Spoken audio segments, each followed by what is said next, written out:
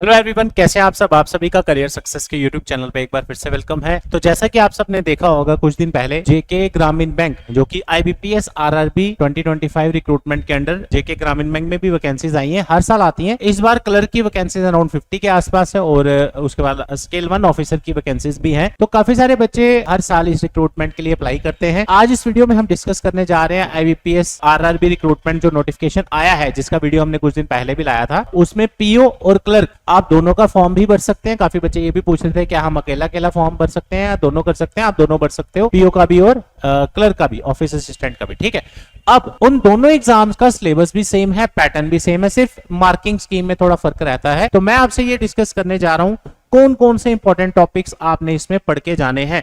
तो थोड़ा सा मैं आपको ब्रश अप कर दूं। हालांकि आपने पिछला वीडियो देखा ही होगा, अगर आप इस रिक्रूटमेंट में इंटरेस्टेड हैं। तो ये क्लर्क का अगर मैं बात करूं, क्लर्क केस में आपको सिर्फ प्रीलिम्स और मेंस एग्जाम देना है। क्लर्क में कोई इंटरव्यू नहीं होगा।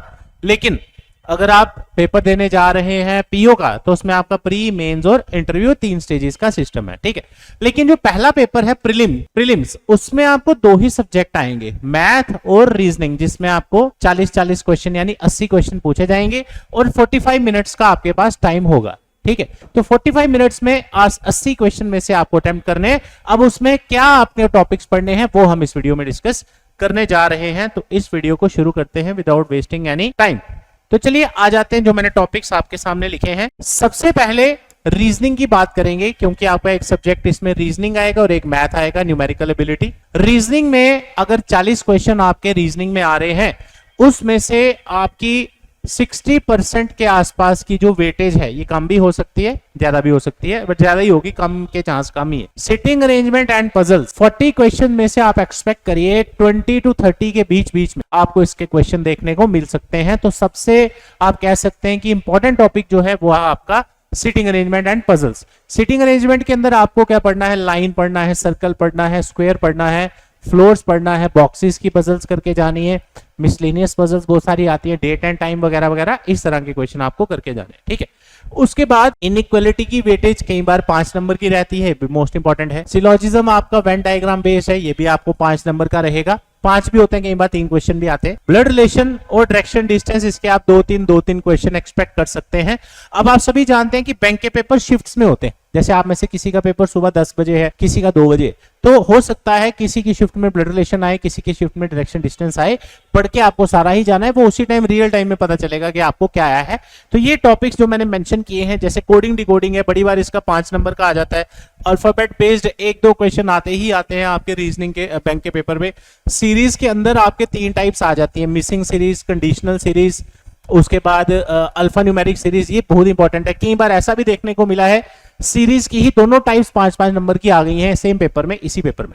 तो कहने का मतलब, अगर आप ये सब टॉपिक्स भी पढ़ ले, तो आप रीजनिंग में आपका 40 क्वेश्चन में से बहुत ही जबरदस्त आप परफॉर्म करके आएंगे। मैक्सिमम टॉपिक्स आपको इसी में से ही पूछे जाते हैं, प्लस 1-2 एक्स्ट्रा टॉपिक और आप पढ़ लेना। ठीक है, अब बात करते हैं हम मैथ्स की, न्यूमेरिकल एबिलिटी की। न्यूमेरिकल एबिलिटी यानी कि मैथ, अगर हम बात करें, इसके भी 40 क्वेश्चन आपको आएंगे।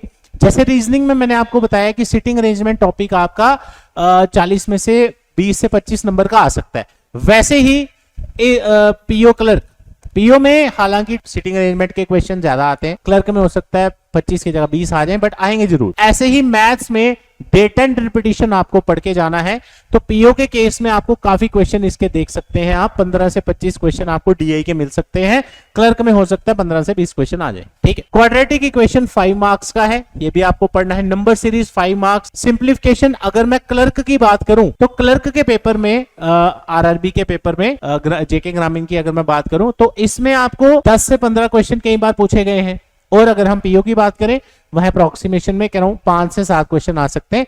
तो जब आपने कोई टॉपिक पढ़ा है, तो चाहे वो 10 नंबर का है, 5 का है, तभी आप उसको निकाल पाएंगे, राइट। तो ये आपको बिल्कुल नहीं छोड़ना।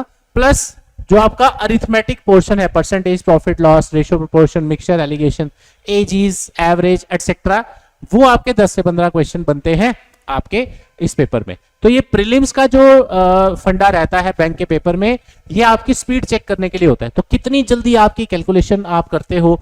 मैथ्स के क्वेश्चंस की अगर मैं बात करूं, सिंप्लीफिकेशन के भी क्वेश्चन कई बच्चे लिख के करते हैं, लेकिन अगर आपको 10 क्वेश्चन आए हैं 5-6 में आप जल्दी अगर कैलकुलेशन करें, आप जल्दी भी सॉल्व कर सकते हैं। तो ये है आपका टॉपिक वाइज सिलेबस जो आपको इस पेपर में काम आएगा। हालांकि इसका नोटिफिकेशन अभी जस्ट आया ही है और 21 तारीख तक इसके फॉर्म भरे जाएंगे। तो आप सभी करियर सक्सेस इंस्टीट्यूट का बैच ज्वाइन कर सकते हैं, जो कि हमारा मंडे से स्टार्ट होगा 8 सितंबर सुबह 9 बजे से लेके।